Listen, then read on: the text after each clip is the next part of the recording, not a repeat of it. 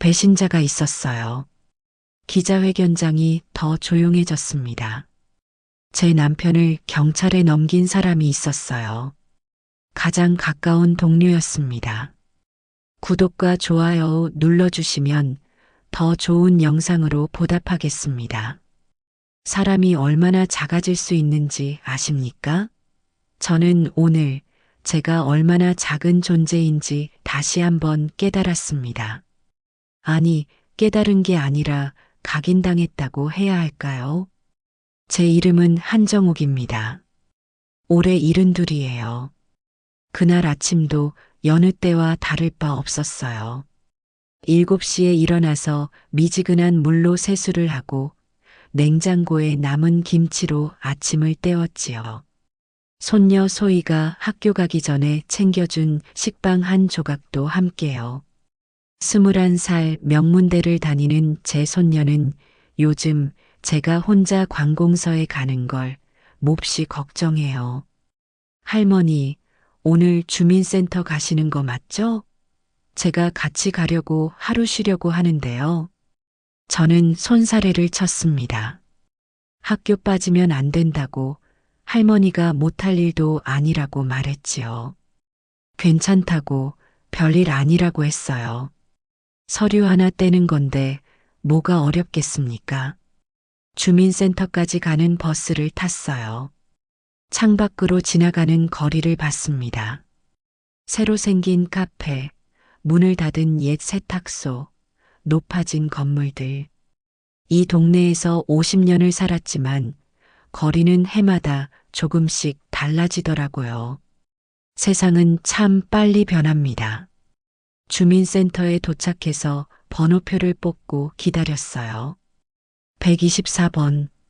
한 20분쯤 기다려야 할 것 같았습니다. 기다리는 동안 옛 생각이 났어요. 드디어 제 차례가 됐습니다. 3번 창구로 갔어요. 30 중반쯤 돼 보이는 여자 공무원이 앉아 있었지요. 가족관계 증명서 떼러 왔다고 말했습니다. 신분증을 건넸어요. 그런데 그때였습니다. 그 직원이 저를 올려다보더니 말했어요. 할머니, 이런 거 인터넷으로 하시면 되는데 왜 여기까지 오세요? 정부24 들어가시면 집에서 클릭 몇 번으로 바로 되거든요. 제 가슴이 철렁 내려앉았습니다. 그러면 여기까지 오실 필요도 없고 저희도 일이 좀 줄어들고요. 다음부터는 인터넷으로 하세요. 이렇게 귀찮게 안 하셔도 되잖아요. 귀찮게. 그 단어가 가슴에 박혔어요. 제가 귀찮은 존재였습니다. 제가 직접 와서 서류를 받아가는 것이 귀찮은 일이었어요. 서류를 받고 주민센터를 나섰습니다. 다리에 힘이 쭉 빠지는 것 같았어요. 계단 앞에 잠시 앉았습니다. 마음을 추스르고 싶었어요. 인터넷으로 하면 될 일을 이렇게 귀찮게 하세요. 그 말이 계속 머릿속에서 맴돌았습니다. 저는 귀찮은 존재였어요. 젊은 사람들에게 폐를 끼치는 늙은이였습니다. 고개를 들어 하늘을 봤어요. 파란 하늘에 하얀 구름이 천천히 흘러가고 있었습니다. 이렇게 좋은 날씨인데 제 마음은 왜 이렇게 어두운지 모르겠어요. 문득 이런 생각이 들었습니다. 내가 살아있을 이유가 있나? 나는 누군가에게 필요한 존재인가? 아니면 그저 귀찮은 빨리 사라져줬으면 하는 존재인가? 그때 누군가 빠르게 걸어오는 발소리가 들렸어요. 고개를 들어보니 소희였습니다. 제 손녀가 숨을 헐떡이며 서 있었어요. 할머니, 여기 계셨네요. 학교 수업 일찍 끝나서 왔어요. 소희가 제 옆에 앉았습니다. 제 얼굴을 유심히 들여다보더니 물었어요. 할머니, 왜 그래요? 얼굴이 안 좋으신데. 무슨 일 있었어요? 아니야, 아무것도. 하지만 소희는 믿지 않았어요. 저한테 숨기지 말라고 무슨 일 있었냐고 다그쳤습니다. 저는 천천히 입을 열었어요. 그냥 직원이 그러더구나. 인터넷으로 하면 될 일을. 소희의 얼굴이 굳어지더니 벌떡 일어섰습니다. 뭐라고요?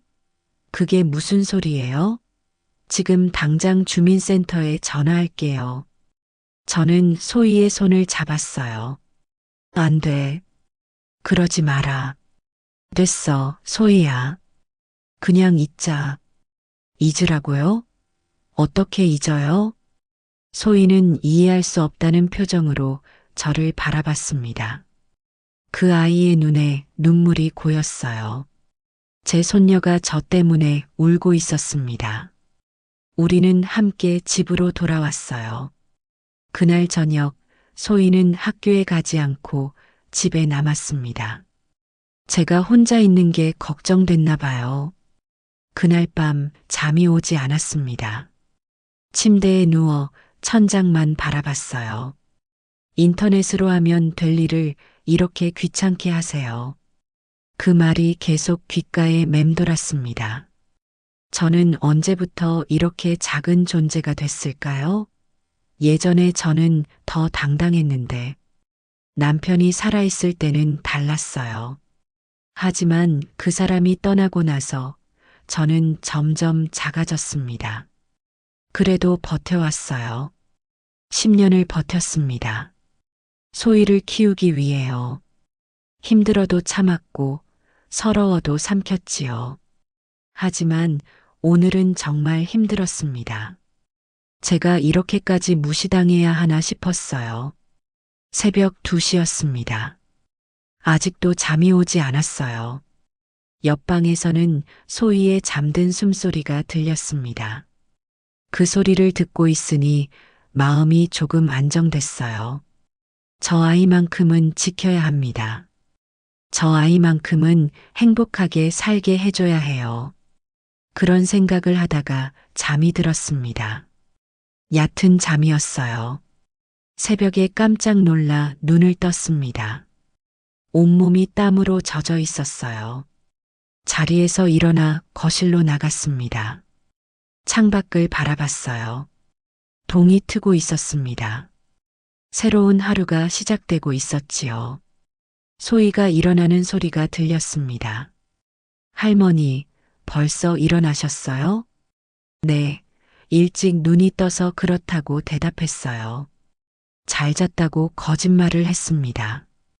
이 아이를 더 이상 걱정시킬 수는 없었어요. 소희가 학교에 갔습니다. 저 혼자 남았어요. 텅 빈 것 같았습니다. 그렇게 하루가 시작됐습니다. 모욕당한 다음 날, 상처받은 다음 날. 하지만 세상은 아무 일 없었다는 듯 계속되고 있었어요.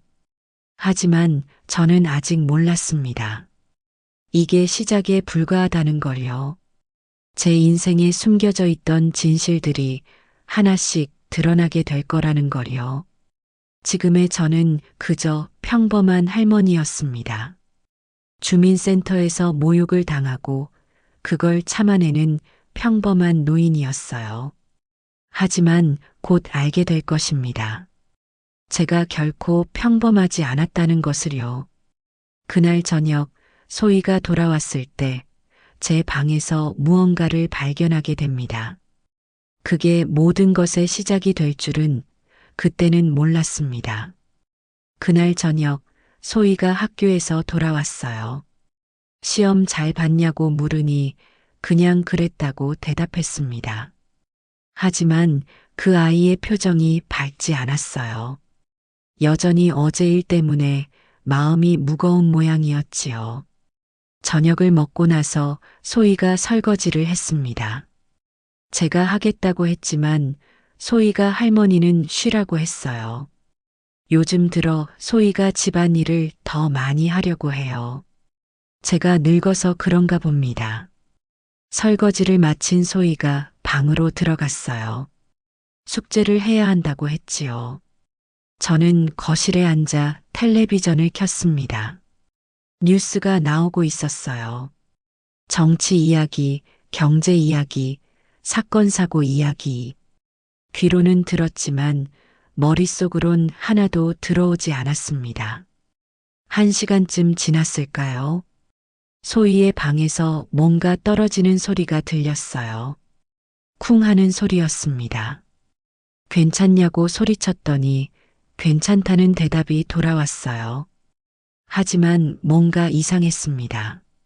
소희의 목소리가 평소와 달랐어요. 당황한 것 같았지요. 무슨 일인가 싶어 자리에서 일어났습니다. 소희의 방문 앞까지 갔어요. 노크를 하려다가 멈칫했습니다. 안에서 소희가 뭔가를 뒤적이는 소리가 들렸거든요. 소희야, 무슨 일이야? 제가 물었습니다. 잠시 정적이 흘렀어요. 그러더니 방문이 열렸습니다. 소희가 문틈으로 얼굴을 내밀었어요. 그 아이의 얼굴이 창백했습니다. 할머니, 이게 뭐예요? 소희의 손에 낡은 가방이 들려 있었어요. 제 가슴이 철렁 내려앉았습니다. 그 가방은 제가 제일 깊숙한 곳에 숨겨놓았던 가방이었거든요. 옷장 맨 위, 이불 더미 속에 감춰뒀던 거였어요. 그건 말문이 막혔습니다. 뭐라고 설명해야 할지 몰랐어요. 아니, 설명하고 싶지 않았습니다. 그건 제 과거였거든요. 제가 평생 숨겨왔던 과거였어요. 소희가 방문을 완전히 열었습니다. 방 안을 보니 옷장이 열려 있었어요. 바닥에는 이불들이 흩어져 있었지요. 그 아이가 옷장을 정리하다가 발견한 모양이었습니다.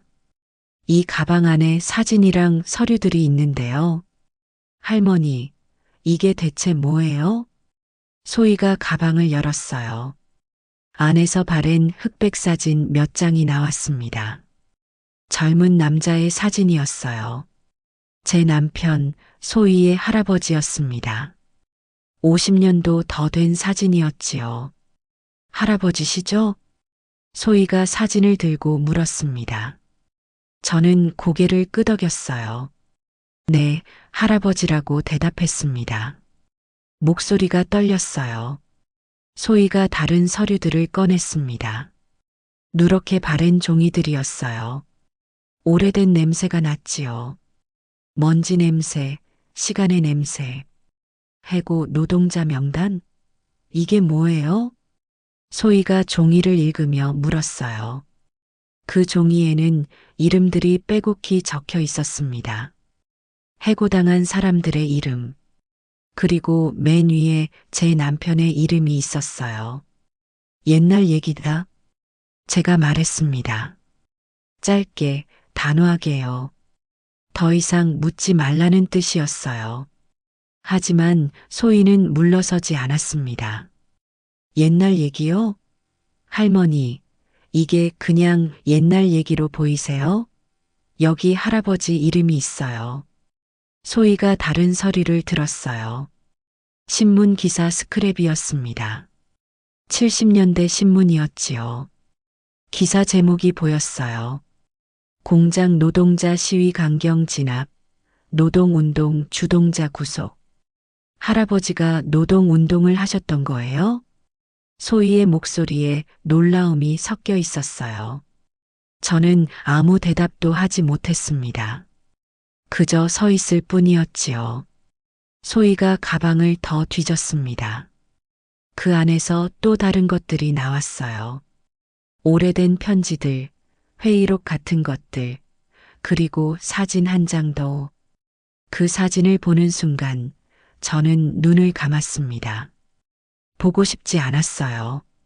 하지만 이미 늦었습니다. 소희가 그 사진을 보고 있었거든요. 할머니, 이 사진 속 사람들은 누구예요? 사진 속에는 여러 명의 남자들이 있었습니다. 제 남편과 그의 동료들이었어요. 공장에서 함께 일했던 사람들, 함께 싸웠던 사람들이었지요. 그만해라. 제가 말했습니다. 목소리가 떨렸어요. 더 이상 견딜 수가 없었습니다. 그만하라니요? 할머니, 저한테 설명 좀 해주세요. 도대체 이게 뭔데 이렇게 숨겨놓으신 거예요? 소희가 다가왔어요. 가방을 들고 제 앞으로 왔습니다. 그 아이의 눈빛이 간절했어요. 알고 싶다는 눈빛이었지요.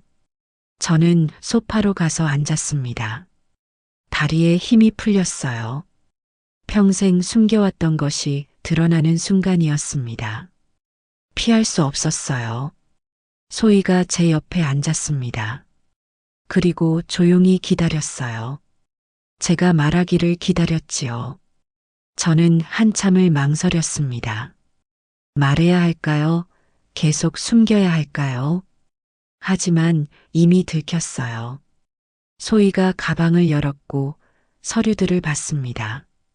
이제 더 이상 숨길 수 없었어요. 할아버지는 입을 열었습니다. 목소리가 갈라졌어요. 숨을 깊이 들이마시고 다시 시작했습니다. 할아버지는 그냥 노동자가 아니었어. 그럼요. 운동을 하셨어. 민주화 운동. 노동자들의 권리를 위해 싸우셨지. 그 말을 하는 순간 50년 전의 기억들이 밀려왔어요. 젊은 남편의 모습, 열정에 차 있던 그의 눈빛, 동료들과 함께 모여 회의하던 모습들이요. 그때는 그런 게 죄였어. 노동자가 권리를 주장하는 게, 더 나은 대우를 요구하는 게 죄였단다. 정부는 그런 사람들을 빨갱이라고 불렀지. 위험한 사람들이라고 낙인 찍었어. 소희가 숨을 죽이고 들었습니다. 저는 계속 말했어요. 한 번 입을 열었으니 이제 멈출 수가 없었습니다. 할아버지는 공장에서 일했어. 하루 16시간씩 일했지. 주말도 없었고 쉬는 날도 거의 없었어. 임금은 너무 적었고 작업 환경은 끔찍했지. 사람들이 다쳐도 제대로 치료받지 못했고 죽어도 보상받지 못했어. 제 목소리가 점점 커졌습니다. 50년 동안 참았던 말들이 쏟아져 나왔어요. 그래서 할아버지가 나섰어. 동료들을 모았지. 노동조합을 만들려고 했어. 제대로 된 임금을 받고 제대로 된 환경에서 일하자고 했지. 당연한 거 아니겠니? 사람답게 살자는 게 뭐가 잘못이겠어? 소희가 고개를 끄덕였습니다. 눈에 눈물이 고여 있었어요. 하지만 회사는 그걸 용납하지 않았어. 정부도 마찬가지였지. 할아버지와 동료들을 해고했어. 그것도 모자라 경찰을 불렀지. 공권력으로 눌렀어. 그때 일이 생생했습니다. 남편이 피투성이가 되어 집에 돌아오던 날, 경찰에게 맞았다고 하지만 괜찮다고 계속 싸우겠다고 하던 그의 목소리가 들리는 것 같았어요. 나는 무서웠어. 매일매일이 불안했지. 남편이 아침에 나가면 저녁에 무사히 돌아올까 걱정했어. 문 두드리는 소리만 들려도 심장이 멎을 것 같았어. 소희가 제 손을 잡았습니다. 따뜻한 손이었어요. 그래도 할아버지는 멈추지 않았어. 더 세게 싸웠지. 더 많은 사람들을 모았어. 다른 공장 노동자들도 학생들도 지식인들도 그 사람의 말을 들었어. 제 목소리가 자랑스러워졌습니다. 남편이 자랑스러웠어요. 그 사람은 비겁하지 않았습니다. 끝까지 싸웠지요. 할아버지는 영웅이셨던 거네요. 소희가 말했습니다. 저는 고개를 끄덕였어요. 네, 영웅이었다고 대답했습니다. 그런데 왜 숨기신 거예요? 왜 저한테, 아빠한테, 아무한테도 말하지 않으신 거예요? 왜 숨겼을까요? 그 이유는 간단했습니다. 할아버지가 돌아가시고 나서 우리 가족은 빨갱이 가족이 됐어. 사람들이 우릴 피했지. 아무도 우리한테 일자리를 주지 않았어. 내 아버지는 학교에서 왕따를 당했어. 선생님들도 내 아버지를 차별했지. 그때 일을 떠올리니 가슴이 아팠어요. 어린 아들이 학교에서 맞고 돌아오던 날들. 빨갱이 새끼라고 놀림당하던 모습들이요. 그래서 숨기기로 했어. 할아버지에 대한 모든 걸 지우기로 했지. 그냥 평범한 노동자였다고, 병으로 돌아가셨다고 말하기로 했어. 그래야 너희가 살 수 있을 것 같았어. 소희가 울었습니다. 소리내어 울었어요. 저도 울었습니다. 둘이서 한참을 울었지요. 할머니는 평생 그걸 혼자 짊어지신 거예요? 소희가 물었습니다. 저는 고개를 끄덕였어요. 네, 혼자 짊어졌다고요. 사람들은 나를 불쌍한 과부라고 불렀어. 남편 잘못 만나 고생하는 여자라고 했지. 나는 그냥 참았어. 뭐라고 변명할 수도 없었어. 사실을 말하면 너희가 더 힘들어질 테니까. 그때 제가 얼마나 외로웠는지 아무도 모를 거예요. 남편을 자랑스러워하면서도 그 자랑스러움을 숨겨야 했던 시간들. 영웅의 아내였지만 그걸 말할 수 없었던 세월들이요. 할머니, 소희가 저를 꼭 안았습니다. 그 품에서 저는 한참을 울었어요. 50년 동안 참았던 눈물을 쏟아냈습니다. 한참 후에 진정이 됐어요. 소희가 물었습니다. 할아버지는 어떻게 돌아가셨냐고요. 저는 잠시 망설였습니다. 그 이야기까지 해야 할까요? 하지만 이제 다 말하기로 했어요. 더 이상 숨기지 않기로 했습니다. 할아버지는 병으로 돌아가신 게 아니야. 그럼요. 어느 날 밤에 집에 안 들어오셨어. 기다리고 기다렸는데 안 오셨지. 다음 날 아침에 전화가 왔어. 경찰서에서. 그날이 제 인생에서 가장 끔찍한 날이었습니다. 시체를 확인하러 오라고 했어. 강에서 발견됐다고. 익사했다고 했지. 익사요? 그렇게 발표됐어. 하지만 나는 알아. 그게 거짓말이라는 거. 할아버지 몸에는 멍이 가득했어. 고문당한 흔적이 역력했지. 하지만 아무도 진실을 말하지 않았어. 모두 입을 다물었어. 소희의 얼굴이 창백해졌습니다. 그래서 더 숨겼어. 진실을 밝히려고 하면 우리 가족이 위험해질 수 있었으니까. 그냥 조용히 살기로 했어. 그게 살아남는 방법이었어. 소희가 가방을 다시 들여다봤어요. 그 안에는 아직 보지 못한 것들이 더 있었습니다. 편지들, 문서들이요. 소희가 편지 하나를 조심스럽게 펼쳤습니다.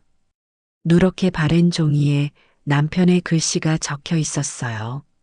소희가 소리내어 읽었습니다. 정옥에게 당신이 이 편지를 읽을 때쯤이면 나는 아마 당신 곁에 없을지도 모르겠소. 하지만 두려워 말아요. 나는 옳은 일을 하고 있소. 우리 아이가, 우리 아이의 아이들이 더 나은 세상에서 살 수 있도록. 그게 내가 싸우는 이유요. 소희의 목소리가 떨렸어요. 저도 울었습니다. 그 편지를 마지막으로 읽은 게 50년 전이었지요. 할아버지는 정말 대단한 분이셨네요. 소희가 말했습니다.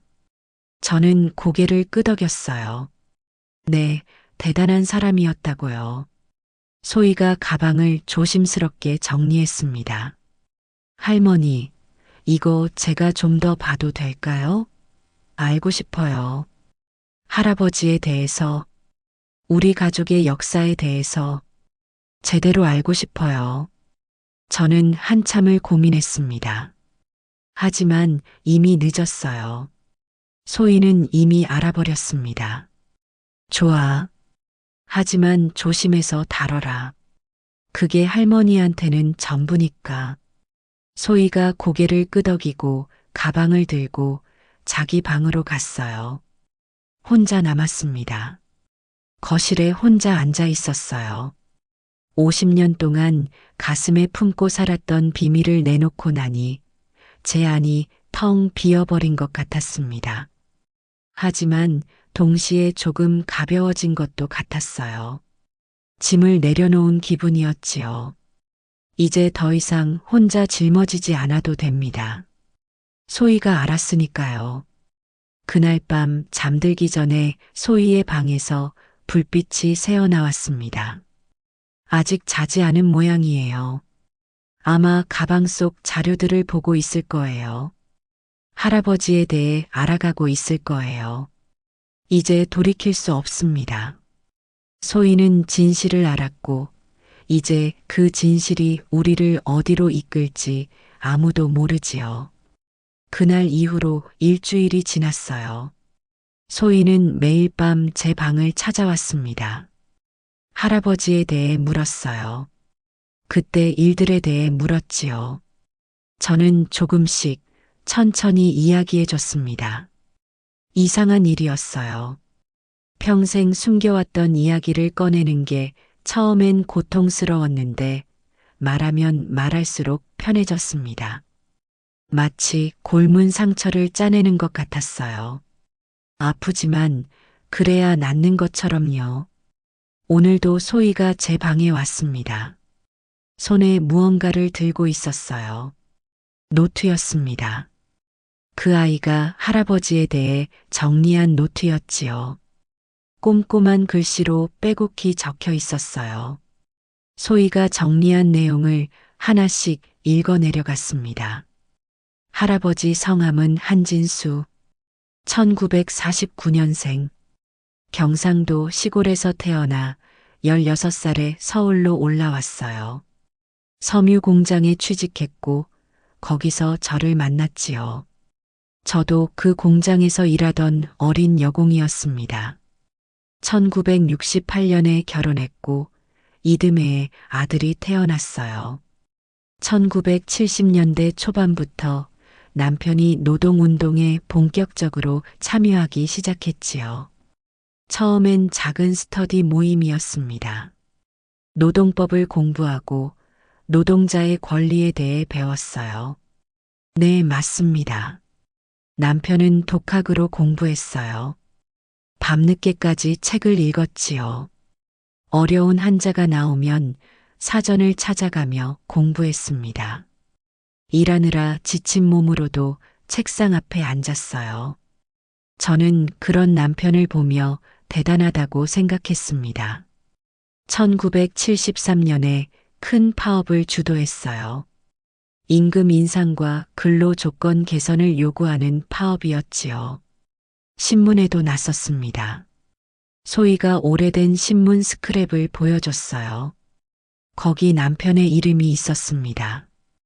50년 만에 보는 신문이었어요. 이 파업이 실패하고 나서 남편이 해고당했습니다. 그런데 여기서부터 이상한 점이 있었어요. 소희가 그걸 발견했지요. 해고당했는데도 남편은 계속 활동을 했습니다. 아니, 오히려 더 활발하게 움직였어요. 할머니, 이상하지 않아요? 해고당하셨으면 생계가 막막했을 텐데 어떻게 그렇게 활동할 수 있었을까요? 소희의 질문이 핵심을 찔렀습니다. 저도 그때 이상하다고 생각했었어요. 남편에게 물어봤었지요. 돈은 어떻게 구하냐고, 우리 생활은 어떻게 하냐고요. 남편은 그때 걱정하지 말라고 했습니다. 동지들이 도와준다고 후원금이 있다고 했어요. 저는 그 말을 믿었습니다. 아니, 믿으려고 했지요. 하지만 소희는 달랐어요. 그 아이는 냉정하게 분석했습니다. 후원금만으로는 설명이 안 된다고 했어요. 기록들을 봤더니 남편이 전국을 다녔다고 하더군요. 부산, 대구, 광주, 인천. 그 많은 곳을 다니려면 돈이 많이 들었을 거라고요. 맞습니다. 그때는 교통비도 만만치 않았어요. 그런데 남편은 늘 어디론가 떠났습니다. 며칠씩 집을 비웠지요. 돌아오면 피곤한 얼굴이었지만 눈빛만은 살아있었어요. 소희가 조심스럽게 말했습니다. 할머니, 제 생각엔 할아버지가 단순한 노동운동가가 아니었던 것 같아요. 더 큰 조직에 속해 계셨던 거 아닐까요? 전국적인 노동운동을 이끄는 지도자였던 거 아닐까요? 저는 숨이 막혔습니다. 소희가 진실에 가까워지고 있었어요. 제가 평생 숨겨왔던 진실이에요. 할머니, 맞죠? 제 추측이 맞죠? 저는 한참을 망설였습니다. 이제 더 이상 숨길 수 없다는 걸 알았어요. 천천히 고개를 끄덕였습니다. 내가 똑똑하구나. 그래, 맞아. 남편은 단순한 노동자가 아니었습니다. 지도자였어요. 전국 노동자협의회. 1970년대에 비밀리에 만들어진 조직이었지요. 전국의 노동자들을 조직하고 민주화 운동을 이끌었습니다. 정부는 이 조직을 불법으로 규정했어요. 여기 속한 사람들은 모두 수배자가 됐지요. 소희가 숨을 죽이고 들었습니다.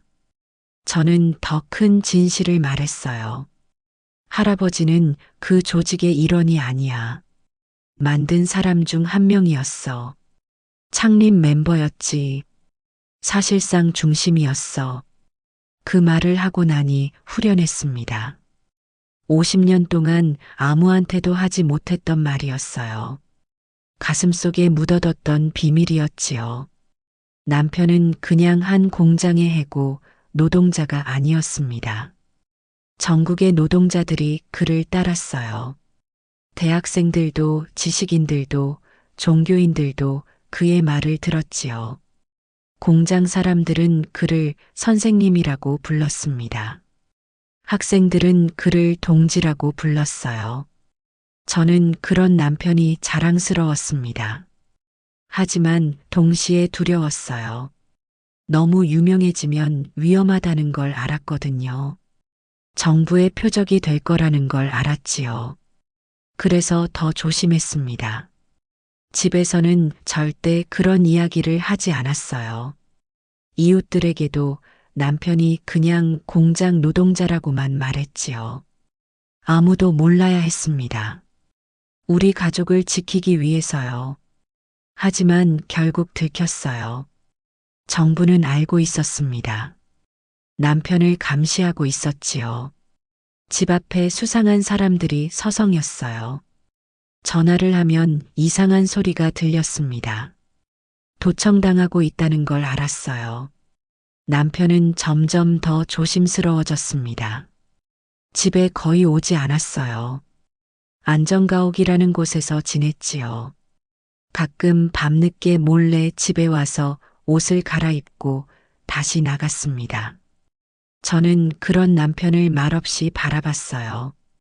붙잡고 싶었지만 붙잡을 수 없었지요. 1975년 어느 겨울날이었습니다. 남편이 마지막으로 집에 왔어요. 그때는 몰랐습니다. 그게 마지막이 될 줄은요. 남편은 여느 때처럼 옷을 갈아입고 저한테 밥을 달라고 했어요. 저는 김치찌개를 끓여줬습니다. 남편이 좋아하는 음식이었어요. 남편은 허겁지겁 밥을 먹었지요. 며칠을 굶은 것처럼 급하게 먹었습니다. 저는 그런 남편을 보며 가슴이 아팠어요. 밥을 다 먹고 나서 남편이 제 손을 잡았습니다. 그리고 말했어요. 미안하오, 정호. 고맙소. 사랑하오. 저는 왜 갑자기 그런 말을 하냐고 물었습니다. 남편은 그냥 하고 싶은 말이라고 했어요. 그리고 나갔습니다. 문을 닫고 나가는 뒷모습을 봤어요.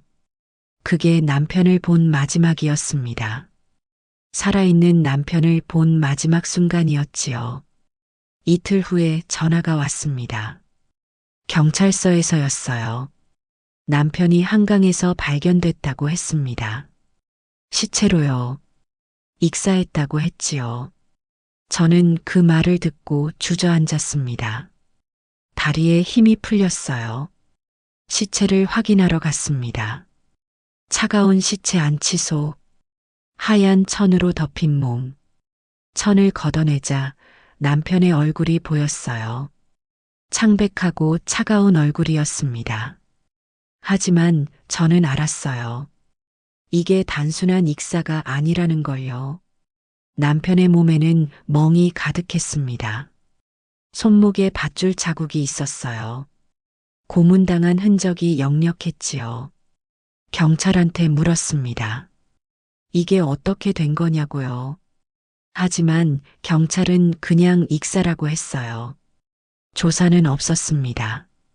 부검도 제대로 하지 않았어요. 그냥 서류에 익사라고 적고 끝냈지요. 저는 항의했습니다. 이건 분명히 뭔가 잘못됐다고 제대로 조사해야 한다고 말했어요. 하지만 아무도 들어주지 않았습니다. 오히려 조용히 하라고 했어요. 더 떠들면 당신도 위험하다고 했지요. 그래서 입을 다물었습니다. 무서웠어요. 어린 아들이 있었습니다. 그 아이를 지켜야 했어요. 그래서 진실을 묻기로 했지요. 장례식은 조용히 치렀습니다. 친구들도 오지 못했어요. 동료들도 오지 못했지요. 경찰이 감시하고 있었으니까요. 저와 아들 단둘이서 남편을 보냈습니다. 그 후로 저는 입을 다물고 살았어요. 남편에 대해 아무 말도 하지 않았습니다. 사람들이 물어보면 그냥 병으로 돌아가셨다고 했어요. 아들에게도 그렇게 말했지요. 하지만 밤마다 울었습니다. 이불을 뒤집어 쓰고 소리 없이 울었어요. 자랑스러운 남편을 잃었다는 슬픔, 그 자랑스러움을 말할 수 없다는 고통, 그 두 가지가 저를 짓눌렀지요. 사람들은 저를 불쌍한 과부라고 불렀습니다. 남편 잘못 만나 고생하는 여자라고 했어요. 저는 그냥 참았습니다. 뭐라고 변명할 수도 없었어요. 보잘것없는 과부. 그게 제 별명이 됐습니다. 사람들은 저를 동정했어요. 가끔 헌 옷을 갖다 주기도 했지요. 저는 고맙다고 받았습니다. 자존심은 버렸어요. 살아야 했으니까요. 하지만 속으로는 알고 있었습니다. 제가 영웅의 아내라는 걸요. 위대한 사람의 아내라는 걸요. 하지만 그걸 말할 수 없었어요. 50년 동안 말할 수 없었습니다. 소희가 제 손을 꽉 잡았습니다. 그 아이도 울고 있었어요. 할머니가 너무 힘드셨을 거예요. 저는 고개를 끄덕였습니다. 네, 힘들었다고요. 정말 힘들었다고요. 하지만 이제 말했습니다. 50년 만에 진실을 꺼냈어요. 가슴속에 묻어뒀던 비밀을 세상에 내놓았지요. 그게 얼마나 후련한지 모릅니다. 소희가 말했습니다. 이제 할아버지를 세상에 알려야 해요. 할머니가 평생 숨겨왔던 진실을 밝혀야 해요. 저는 망설였습니다. 정말 그래도 될까요? 정말 괜찮을까요? 하지만 소희의 눈빛을 보니 확신이 들었어요. 그래, 이제는 말해야 합니다. 남편을 세상에 알려야 해요. 50년 동안 숨겨왔던 영웅을 드러내야 합니다. 할머니, 할아버지 동료들을 찾아볼게요. 아직 살아계신 분들을 만나보고 싶어요. 저는 허락했습니다. 이제 더 이상 막을 이유가 없었어요. 진실이 드러나기 시작했습니다. 50년 동안 숨겨졌던 진실이 세상 밖으로 나오기 시작했어요. 그리고 저는 알고 있었습니다. 이제 더 큰 진실들이 밝혀질 거라는 걸요. 그날 밤 저는 오랜만에 편히 잤습니다. 악몽도 꾸지 않았어요. 마음이 편했습니다. 짐을 내려놓은 기분이었지요. 다음 날 아침 소희가 말했습니다. 할머니, 이재민 목사님이라는 분을 찾았어요. 할아버지 동료셨대요. 지금 경기도에 계신데요. 저는 이재민이라는 이름을 들었을 때 가슴이 뛰었습니다. 그분 기억합니다. 남편의 좋은 친구셨어요. 만나러 가볼까요, 할머니? 저는 고개를 끄덕였습니다. 네, 가보자. 50년 만에 남편의 옛 동료를 만나러 가는 길이었어요. 소희는 다음 날부터 본격적으로 움직이기 시작했어요. 학교도 며칠 쉬었습니다. 중요한 일이라고 할아버지에 대해 알아보는 게 지금 가장 중요하다고 했지요. 저는 말렸지만 소용없었어요. 그 아이는 이미 결심한 상태였습니다. 처음에는 인터넷으로 검색했어요. 한진수라는 이름을 쳤습니다. 1970년대 노동운동, 민주화운동 같은 단어들과 함께요. 하지만 나오는 게 거의 없었지요. 몇 개의 학술 논문에 이름이 언급된 정도였습니다. 소희는 포기하지 않았어요. 도서관에 갔습니다. 오래된 신문들을 찾아봤어요. 마이크로필름으로 된 자료들을 하나하나 들여다봤지요. 그리고 조금씩 흔적을 찾아냈습니다. 당시 함께 활동했던 사람들을 찾기 시작했어요. 가방 속에 있던 사진을 보며 한 명 한 명 이름을 확인했지요. 제가 기억하는 이름들을 불러줬습니다. 박철수는 이미 세상을 떠났어요. 1976년에 의문사했다는 기록이 있었습니다. 김영호는 오랜 수감 생활 끝에 1988년에 출소했다는 기록이 있었어요. 이재민 목사는 미국으로 망명했다가 2000년대에 돌아왔다는 기사가 있었습니다. 지금은 은퇴해서 지방 작은 교회에서 지낸다고 했어요. 소희가 그분부터 찾아뵙겠다고 했지요. 저는 소희를 따라 나섰습니다. 혼자 보낼 수 없었어요. 그리고 솔직히 저도 궁금했습니다. 남편의 옛 동료를 만나고 싶었어요. 50년 만에요. 이재민 목사님은 경기도 작은 도시에 계셨습니다. 소희가 전화로 약속을 잡았어요. 처음에는 거절하셨습니다. 옛날 일은 다 잊었다고, 지금은 조용히 살고 싶다고 하셨지요. 하지만 소희가 한진수의 손녀라고 하자 분위기가 바뀌었어요. 한참 침묵이 흐르더니 오라고 하셨습니다. 목소리가 떨리고 있었어요. 우리는 기차를 타고 그곳으로 갔습니다. 작은 시골 마을이었어요. 교회도 작았습니다. 10명 정도 들어갈 수 있는 크기였지요. 목사관은 교회 옆 낡은 단독주택이었어요. 문을 열고 나온 사람은 여든이 넘어 보이는 노인이었습니다. 허리가 굽었고 머리는 하얗게 새었어요. 하지만 눈빛만은 또렷했지요. 그분이 저를 보는 순간 눈이 커졌습니다. 정호 씨입니까?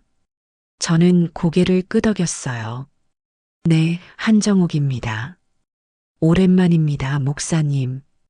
이재민 목사님의 눈에 눈물이 고였습니다. 그분은 한참을 저를 바라보더니 천천히 다가와 제 손을 잡았어요. 마른 손이었습니다. 하지만 따뜻했지요. 정말 오랜만입니다. 50년입니까? 아니, 그보다 더 됐군요. 우리는 집 안으로 들어갔습니다. 목사님이 차를 내왔어요.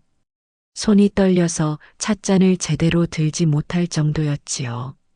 소희가 먼저 입을 열었습니다. 할아버지에 대해 알고 싶어요. 그때 일에 대해 들려주세요. 목사님은 한참을 망설이더니 천천히 이야기를 시작했어요. 한진수 형제는 제가 만난 사람 중 가장 용기 있는 사람이었습니다. 두려움이 없었어요. 아니, 두려움이 있었지만 그걸 이겨냈지요. 처음 만난 건 1972년이었다고 했어요. 목사님이 공장 노동자들을 위한 야학을 열었는데 거기에 한진수가 찾아왔다고 합니다. 한진수 형제는 배우는 게 빨랐습니다. 글을 읽고 쓰는 것뿐만 아니라 세상을 보는 눈을 키웠어요. 노동자가 왜 힘들게 사는지, 어떻게 하면 바꿀 수 있는지 고민했지요. 그리고 실천했다고 했어요. 공장에서 동료들을 모았습니다. 스터디 모임을 만들었지요. 처음엔 5명이었던 모임이 점점 커졌다고 합니다. 한진수 형제는 타고난 지도자였습니다. 사람들이 그를 따랐어요. 말에 힘이 있었고 행동에 일관성이 있었지요. 무엇보다 진심이었습니다. 1973년 대규모 파업 때 많은 사람들이 다쳤다고 했어요. 한진수도 병원에 실려갔지요. 하지만 회복하자마자 다시 현장으로 돌아왔다고 합니다. 파업은 실패했어요. 하지만 그게 끝이 아니었지요. 해고된 후 한진수는 전국을 돌아다녔습니다. 각 지역의 노동자들을 만났어요. 전국 노동자협의회를 조직했지요. 마지막으로 만난 게 1975년 겨울이었습니다. 한진수 형제가 큰 계획을 세우고 있었어요. 전국 동시 파업이었지요. 하지만 그 계획은 실현되지 못했어요. 며칠 후 한진수가 실종됐습니다. 그리고 일주일 뒤 한강에서 시체로 발견됐지요. 목사님은 그때를 말하며 눈물을 흘렸습니다. 제가 그분을 말렸어야 했습니다. 너무 위험하다고 막았어야 했어요. 장례식에 가고 싶었지만 갈 수 없었다고 했어요. 경찰의 감시 때문이었지요. 정옥 씨, 50년 동안 얼마나 힘드셨습니까? 혼자 그 모든 걸 짊어지고 사셨죠? 정말 고생 많으셨습니다. 저는 눈물이 났어요. 50년 만에 누군가 제 고생을 알아줬습니다. 누군가 제 아픔을 이해해줬어요. 우리는 오후 내내 이야기를 나눴습니다. 옛날 이야기를, 남편 이야기를, 그때 그 시절 이야기를요. 50년 동안 하지 못했던 이야기들을 쏟아냈어요. 해가 지고 어두워질 때쯤 우리는 작별 인사를 했습니다. 목사님이 소희의 손을 잡고 말했어요. 할아버지를 꼭 세상에 알려주세요. 그분이 받아야 할 명예를 되찾아 주세요. 소희는 약속했습니다. 꼭 그렇게 할게요. 할아버지의 이름을 역사에 다시 새길게요. 돌아오는 기차 안에서 소희가 말했습니다. 할머니, 다음은 김영호 씨를 찾아볼게요. 저는 고개를 끄덕였어요. 그래, 찾아보자. 이제 숨기지 말자. 모든 진실을 밝히자. 창밖으로 어둠이 내렸습니다. 하지만 제 마음은 어둡지 않았어요. 오히려 밝았습니다. 희망이 보였어요. 50년 만에 처음으로 희망이 보였습니다. 남편의 이름이 되살아나고 있었어요. 잊혀졌던 영웅이 돌아오고 있었습니다. 그리고 그 중심에 제 손녀가 있었어요. 제가 지키려 했던 그 아이가 이제는 저를, 할아버지를 지키려 하고 있었습니다. 이재민 목사님을 만나고 일주일 후 소희는 김영호 씨의 행적을 추적하기 시작했어요. 쉽지 않은 작업이었습니다. 출소 후 그분의 기록이 거의 없었거든요. 소희는 포기하지 않았어요. 인권단체에 연락했고 민주화운동 기념사업회에도 문의했지요. 조금씩 단서들이 모였습니다. 김영호 씨가 출소 후 부산에서 작은 인쇄소를 운영했다는 정보를 얻었어요. 우리는 다시 길을 나섰습니다. 이번에는 부산으로요. 기차를 타고 3시간을 달렸어요. 인쇄소는 낡은 건물 1층에 있었습니다. 문을 열고 들어가니 잉크 냄새가 진하게 났어요. 안쪽에서 60대 후반으로 보이는 남자가 나왔습니다. 소희가 조심스럽게 물었어요. 김영호 씨가 맞으세요? 그분이 잠시 경계하는 눈빛으로 우리를 쳐다봤습니다. 그리고 천천히 고개를 끄덕였어요. 소희가 자신을 소개했습니다. 한진수의 손녀라고 할아버지에 대해 알고 싶어서 찾아왔다고 했지요. 김영호 씨의 얼굴이 굳어졌습니다. 한참을 말없이 서 있더니 안으로 들어오라고 했어요. 좁은 사무실로 안내했습니다.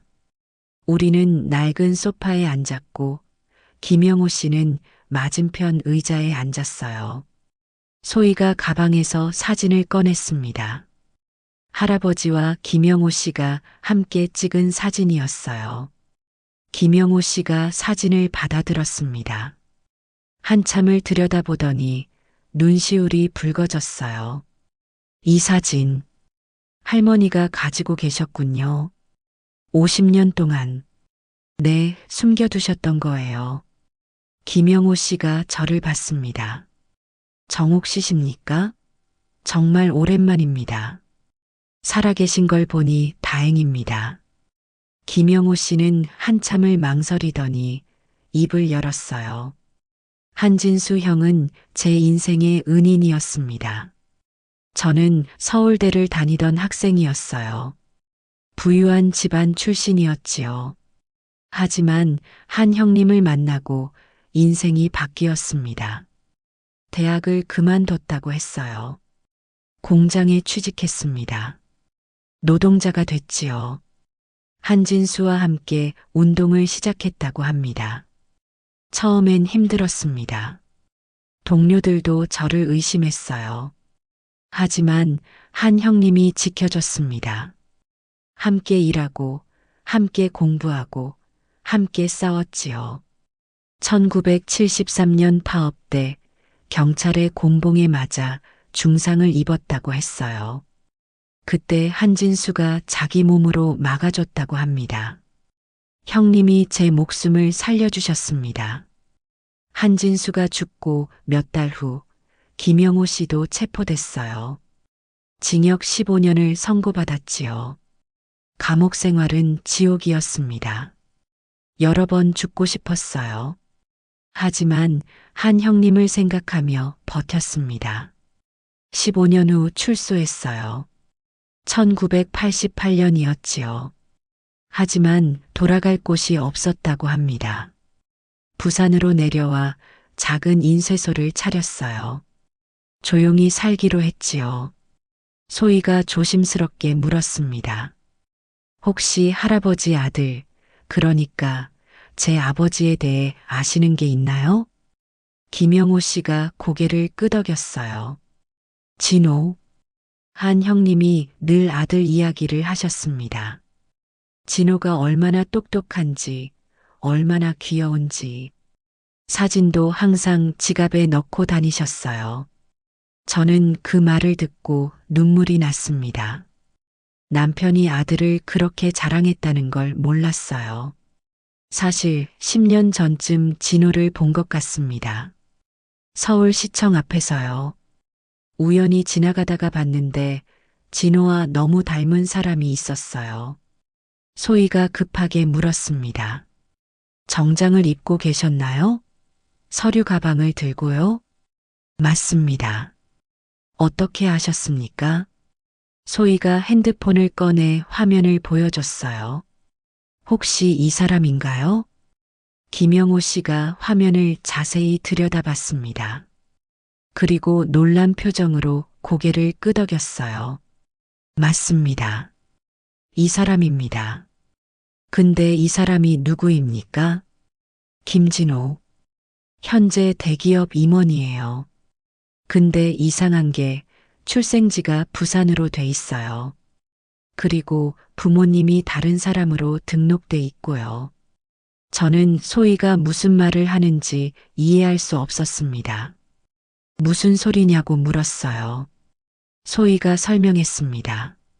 며칠 전부터 아버지를 찾고 있었다고 해요. 한진호라는 이름으로 검색했는데 나오는 게 없었다고요. 그래서 범위를 넓혀 검색했는데 김진호라는 사람을 발견했다고 합니다. 할머니, 아빠한테 무슨 일이 있었던 거 아닐까요? 소희가 조심스럽게 물었어요.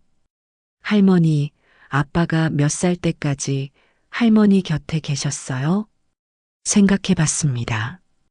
남편이 돌아가신 게 1975년이었어요. 아들은 그때 6살이었지요. 그 후로, 그 후로 얼마나 함께 있었을까요?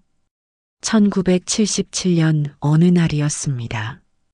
그날 일이 생생해요. 저는 일자리를 찾으러 나갔었습니다. 남편이 죽고 난 후 일자리를 구하기가 너무 힘들었어요. 빨갱이 과부라는 낙인 때문에 아무도 저를 고용하지 않았지요. 그날도 여러 곳을 돌아다녔지만 모두 거절당했습니다. 지쳐서 집으로 돌아왔어요. 해가 지고 어두워진 저녁 시간이었지요. 대문을 열고 들어갔습니다. 이상하게 조용했어요. 진호야, 엄마 왔어. 대답이 없었습니다. 방으로 들어갔어요. 아무도 없었습니다. 아들이 없었어요. 처음엔 놀러 나간 줄 알았습니다. 이웃집에 가서 놀고 있겠거니 했지요. 하지만 기다려도 오지 않았어요. 이웃집에 물어봤습니다. 보지 못했다고 했어요. 밤이 깊어갔습니다. 저는 미칠 것 같았어요. 동네를 뛰어다니며 아들을 찾았습니다. 골목골목을 뒤졌지요. 하지만 아들은 없었어요. 다음 날도 찾았습니다. 경찰서에 갔어요. 아들이 사라졌다고 신고했지요. 하지만 경찰은 대수롭지 않게 여겼습니다. 아이들은 원래 그래요. 곧 돌아올 겁니다. 하지만 아들은 돌아오지 않았어요. 사흘이 지나고 일주일이 지나고 한 달이 지났습니다. 아들은 사라진 채였어요. 저는 미쳐버릴 것 같았습니다. 밤낮으로 아들을 찾아다녔어요. 시장, 공원, 학교, 교회. 갈 수 있는 곳은 다 갔지요. 아들의 사진을 들고 다니며 사람들에게 물어봤습니다. 하지만 아무도 보지 못했다고 했어요. 몇 달이 지났습니다. 저는 점점 지쳐갔어요. 몸도 마음도 무너졌지요. 그때 누군가 말했습니다. 익명의 제보였어요. 쪽지 한 장이 대문에 끼워져 있었지요. 아이는 안전합니다. 더 나은 곳에서 자라고 있습니다. 찾지 마십시오. 그게 무슨 뜻인지 몰랐어요. 누가 쓴 건지도 몰랐습니다. 하지만 직감적으로 알았어요. 정부가 개입했다는 걸요. 빨갱이의 아들, 위험인물의 자식. 그래서 빼앗아 간 거예요. 다른 가정으로 보낸 겁니다. 다른 이름으로 다른 부모와 함께 살게 한 거지요. 저는 계속 찾았습니다. 몇 년을 찾았어요. 하지만 흔적조차 찾을 수 없었습니다. 마치 처음부터 존재하지 않았던 것처럼 기록이 모두 지워진 것 같았어요. 결국 포기했습니다. 아니, 포기할 수밖에 없었지요. 찾을 방법이 없었어요. 그 후로 평생 죄책감에 시달렸습니다. 제가 집을 비운 사이에 아들이 사라졌어요. 제가 지키지 못했습니다. 나쁜 엄마였어요. 소희가 제 손을 꽉 잡았습니다. 할머니 잘못이 아니에요. 빼앗긴 거예요. 정부가 권력이 할머니한테서 아빠를 빼앗아 간 거예요. 우리는 부산에서 이틀을 보냈습니다. 김영호 씨와 함께 여러 곳을 다녔어요. 옛날 기록을 찾았지요. 그리고 실마리를 발견했습니다. 1977년 한진호라는 이름의 아이가 실종 신고됐다가 얼마 후 기록이 삭제된 것을 발견했어요. 그리고 같은 시기에 김진호라는 이름의 아이가 부산의 한 가정에 나타났습니다. 나이와 생년월일이 제 아들과 비슷했어요. 하지만 출생지와 부모가 달랐지요. 소희가 더 조사했습니다. 그리고 충격적인 사실을 알아냈어요. 그 시기에 요시찰 인물의 자녀들이 여럿 사라졌다는 겁니다. 모두 비슷한 방식으로요. 갑자기 사라지고 기록이 지워지고 다른 지역에서 다른 이름으로 나타났다고 해요. 조직적이었습니다. 계획적이었어요. 정부 주도의 범죄였지요. 제 아들은 그렇게 빼앗긴 거예요. 제가 집을 비운 사이에 정부가 권력이 제 아들을 납치해 간 겁니다. 그리고 다른 이름을 주고 다른 부모를 주고 다른 삶을 살게 한 거예요. 저는 그 사실을 알고 무너졌습니다. 제 잘못이 아니었어요. 제가 아들을 지키지 못한 게 아니었습니다. 아들을 빼앗긴 거예요. 강제로, 폭력적으로요. 가슴이 찢어지는 것 같았습니다.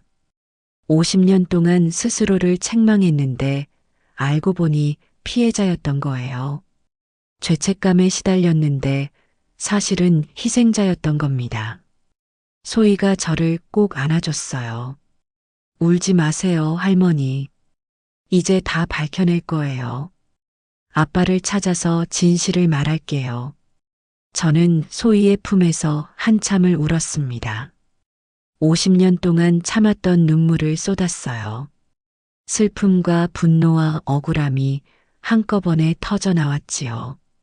내 아들, 내 진호를 빼앗아 갔어. 내가 집을 비운 사이에 가족 단절. 그게 권력의 범죄였습니다. 한 가족을 찢어놓은 건 제 무능이 아니라 정부의 악행이었어요. 이제야 알았습니다. 이제야 진실을 마주했지요. 50년 동안 제 아들이 어디서 어떻게 살았는지 몰랐습니다. 하지만 이제 알았어요. 그 아이가 살아있다는 걸, 잘 살고 있다는 걸요. 부산에서 돌아온 후 저는 며칠 동안 알아누웠습니다. 몸이 아픈 게 아니라 마음이 아팠어요. 50년 동안 짊어졌던 죄책감이 사실은 억울함이었다는 걸 알고 나니 모든 기력이 빠져나갔지요. 소희는 그 사이에도 쉬지 않고 움직였습니다. 김진호 씨에 대해 더 조사했고 연락할 방법을 찾았어요. 하지만 쉽지 않았지요. 대기업 임원이라는 사람을 함부로 만날 수 없었습니다. 일주일쯤 지났을까요? 어느 날 저녁 소희가 흥분한 얼굴로 집에 들어왔어요. 손에 봉투를 하나 들고 있었습니다. 오래된 봉투였어요. 할머니, 이건 뭐예요? 소희가 봉투를 내밀었습니다. 저는 그 봉투를 보고 놀랐어요. 그건 제가 오래전에 장롱 깊숙이 넣어뒀던 봉투였거든요. 할머니 방을 정리하다가 찾았어요. 장롱 서랍 맨 아래 오래된 이불 사이에 끼워져 있었어요. 봉투 안에는 편지들이 들어 있었습니다. 남편이 쓴 편지도 있었고 다른 사람들이 쓴 편지도 있었어요. 소희가 편지 하나를 꺼냈습니다. 할머니, 최동혁이라는 분 아세요? 최동혁. 그 이름을 듣는 순간 오래된 기억이 떠올랐어요. 네, 알고 있습니다. 최동혁. 남편의 후배였지요. 공장에서 함께 일했던 젊은 청년이었어요. 소희가 편지를 읽기 시작했습니다. 1976년에 쓰인 편지였어요. 정욱 누님께 형님의 부고를 듣고 얼마나 가슴이 아픈지 모릅니다. 장례식에 가지 못해 죄송합니다. 누님과 조카가 얼마나 힘드실지 생각하니 잠을 이룰 수 없습니다. 언젠가 세상이 바뀌면 제가 꼭 은혜를 갚겠습니다. 형님이 살려주신 목숨 헛되이 쓰지 않겠습니다. 최동혁 올림. 소희가 편지를 내려놓고 핸드폰을 꺼냈어요. 뭔가를 검색하더니 제게 화면을 보여줬습니다. 할머니, 이 사람 맞아요? 화면에는 한 남자의 사진이 있었어요. 60대 중반쯤 돼 보이는 남자였습니다. 정장을 입고 있었고 뒤에 태극기가 보였어요. 기사 제목이 보였습니다. 최동혁 인천광역시장, 서민을 위한 정책 강화. 최동혁. 그 청년이 시장이 됐다고요? 저는 믿을 수 없었어요. 사진을 자세히 들여다봤습니다. 나이는 들었지만 얼굴에서 옛날 모습이 보였어요. 맞습니다. 최동혁이었어요. 소희가 설명했습니다. 최동혁 씨는 현재 인천광역시장이에요. 2년 전에 당선됐대요. 서민 출신으로 노동자의 권리를 옹호하는 정치인으로 유명하대요. 그리고 재미있는 게 프로필을 보면 1970년대 노동운동에 참여했다고 나와 있어요. 민주화 운동 유공자로 인정받았대요. 저는 놀랐습니다. 최동혁이 성공했다는 게 놀라운 게 아니라 과거를 숨기지 않았다는 게 놀라웠어요. 다른 사람들은 다 숨기고 살았는데 이 사람은 당당하게 밝혔다는 거였지요. 소희가 말했습니다. 이분한테 연락해 볼게요. 할아버지 이야기를 하면 도와주실 거예요. 저는 망설였습니다. 과연 시장이라는 사람이 우리를 만나줄까요? 하지만 소희는 확신에 차 있었어요. 다음 날 소희는 인천시청에 전화를 걸었습니다. 시장실에 연결해 달라고 했어요. 처음에는 비서실에서 거절했습니다. 시장님은 바쁘시다고요. 하지만 소희는 포기하지 않았어요. 한진수의 가족이라고 말했습니다. 한진수 선배님의 손녀라고 했지요. 그러자 전화기 너머가 조용해졌어요. 잠시 후 다른 사람이 전화를 받았습니다. 시장 비서실장이라고 했어요. 정말 한진수 선배님의 가족이 맞냐고 물었지요. 1시간쯤 지났을까요? 전화가 왔습니다. 최동혁 시장이 직접 전화한 거예요. 한진수 형님의 손녀분이십니까? 네, 맞습니다. 그럼 정옥 누님은 살아계십니까? 네, 제 옆에 계세요. 전화기 너머에서 긴 침묵이 흘렀어요. 그리고 떨리는 목소리가 들렸습니다. 제가 꼭 뵙고 싶습니다. 언제 시간 되십니까? 소희가 저를 쳐다봤어요. 저는 고개를 끄덕였습니다. 내일이라도 괜찮으세요? 내일 제가 서울로 가겠습니다. 다음 날 오후 우리는 집을 깨끗이 청소하고 기다렸어요. 저는 오래된 옷장에서 괜찮은 옷을 꺼내 입었습니다. 3시쯤 초인종이 울렸어요. 소희가 문을 열었습니다. 밖에 최동혁 시장이 서 있었어요. 정장을 입고 있었지만 혼자 왔습니다. 최동혁 시장이 현관에 들어서더니 저를 봤어요. 그리고 그 자리에 우두커니 섰습니다. 한참을 저를 바라보더니 천천히 다가왔지요. 제 앞에 무릎을 꿇었습니다. 그리고 깊이 절을 했어요. 이마가 바닥에 닿을 정도로 깊은 절이었지요. 누님 용서해 주십시오. 50년 동안 찾아뵙지 못해 죄송합니다. 저는 당황했어요. 시장이라는 사람이 제 앞에 무릎을 꿇고 있었습니다. 얼른 일으켜 세웠어요. 일어나세요. 괜찮아요. 최동혁 시장이 일어나 저를 바라봤습니다. 눈에 눈물이 가득했어요. 누님, 정말 오랜만입니다. 살아계신 걸 보니 다행입니다. 우리는 거실로 들어가 앉았습니다. 소희가 차를 내왔어요. 한참 동안 아무도 말을 하지 못했지요. 최동혁 시장이 먼저 입을 열었습니다.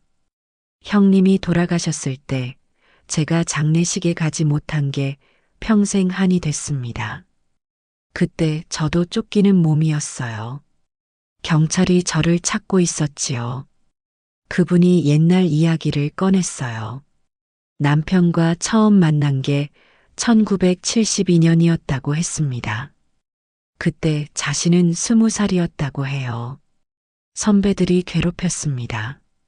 그때 한진수 형님이 나서서 막아줬어요. 그때부터 형님을 따랐습니다.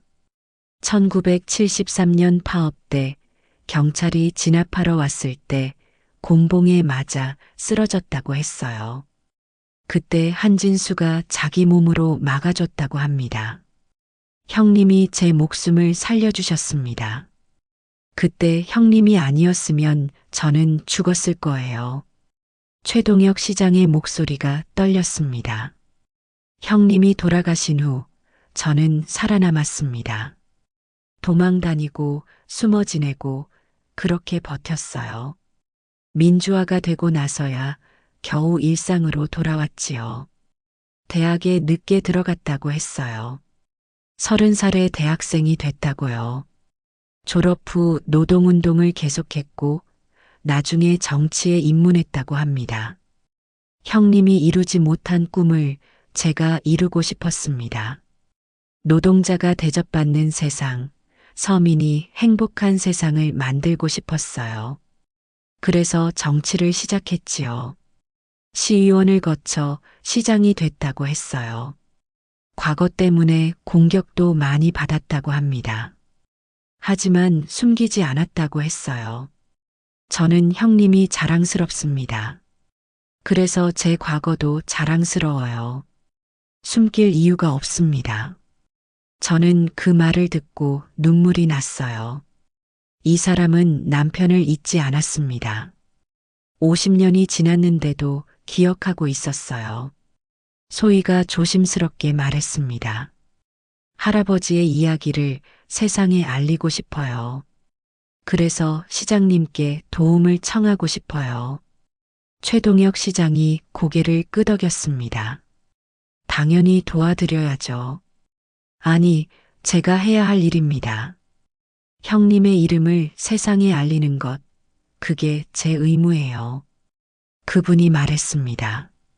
공식 기자회견을 열겠다고요. 거기서 한진수 선배의 이야기를 하겠다고 했지요. 진실을 밝히겠다고 약속했습니다. 누님, 이제 제가 은혜를 갚겠습니다. 형님이 살려주신 이 목숨으로 형님의 명예를 되찾아 드릴게요. 최동혁 시장은 그날 오후 내내 우리 집에 있었어요. 옛날 이야기를 나눴습니다. 웃기도 하고 울기도 했지요. 해가 저물 무렵 최동혁 시장이 일어났습니다. 일주일 후에 기자회견을 열겠습니다. 그때까지 준비를 하겠어요. 자료를 모으고 증거를 확보하겠습니다. 누님도 나와주셔야 합니다. 증언을 해주셔야 해요. 저는 망설였습니다. 제가 사람들 앞에 서야 한다고요? 두려웠어요. 하지만 소희가 제 손을 잡았습니다. 할머니가 해야 해요. 할머니만이 할 수 있는 일이에요. 저는 천천히 고개를 끄덕였어요. 그래, 하겠다고 대답했습니다. 최동혁 시장이 돌아간 후 저는 한참을 창밖을 바라봤어요. 세상이 변하고 있었습니다. 제가 평생 숨겼던 진실이 드러나려 하고 있었어요. 두려웠지만 동시에 설렜습니다. 이제 말할 수 있어요. 남편이 어떤 사람이었는지, 제가 왜 이렇게 살았는지 말할 수 있지요. 50년 만에 처음으로 당당해질 수 있을 것 같았습니다. 보잘것없는 과부가 아니라 영웅의 아내로 설 수 있을 것 같았어요. 소희가 옆에서 말했습니다. 할머니, 이제 시작이에요. 이제 진짜 진실이 밝혀질 거예요. 네, 시작입니다.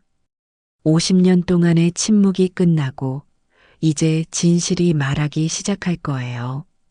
그날 밤 저는 오랜만에 편히 잤습니다. 남편 꿈을 꿨어요. 남편이 웃으며 말했습니다. 잘했다고, 이제 괜찮다고요. 꿈에서 깨어났을 때 눈물이 흘러내리고 있었어요. 하지만 슬픈 눈물이 아니었습니다. 후련한 눈물이었어요. 해방의 눈물이었지요. 기자회견을 일주일 앞둔 날이었습니다. 최동혁 시장의 비서실에서 연락이 왔어요. 관련 자료를 더 모으고 있다고 며칠 후에 다시 만나자고 했지요. 소희는 그 사이에도 계속 조사를 했습니다. 밤늦게까지 컴퓨터 앞에 앉아 있었고 도서관에 가서 옛 신문을 뒤졌어요. 그 아이의 집념이 대단했습니다. 어느 날 저녁 소희가 심각한 얼굴로 제 방에 들어왔어요. 손에 오래된 문서 복사본을 들고 있었습니다. 할머니, 이거 좀 봐주세요. 소희가 문서를 내밀었어요. 1975년에 작성된 경찰 조서였습니다. 민주화운동 기념사업회에서 공개한 자료라고 하더군요. 조서를 읽기 시작했습니다. 한진수 관련 조사 기록이었어요. 체포 당시 상황, 조사 내용, 그리고 제보자 정보. 제보자. 그 단어를 보는 순간 가슴이 철렁했어요. 누군가 남편을 신고했다는 뜻이었습니다. 제보자 이름은 가려져 있었어요. 검은 줄로 지워져 있었지요. 하지만 다른 정보들이 있었습니다. 제보자는 한진수와 같은 조직에 속한 사람이었다고 나와 있었어요. 소희가 다른 문서를 꺼냈습니다. 할머니, 이건 당시 함께 활동했던 사람들 명단이에요. 명단을 봤어요. 15명 정도의 이름이 있었습니다.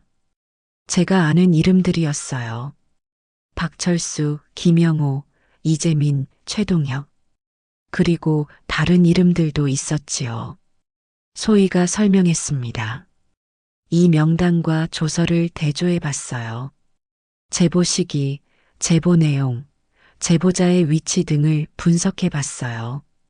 제보자는 이 명단에 있는 사람 중 한 명이에요. 그것도 아주 가까운 사람이요. 소희가 또 다른 자료를 보여줬어요. 한진수가 체포되기 직전 마지막으로 만난 사람들 기록이었습니다. 3명이었어요. 이재민 목사, 최동혁, 그리고 정명수. 정명수. 그 이름을 보는 순간 뭔가 기억이 떠올랐습니다.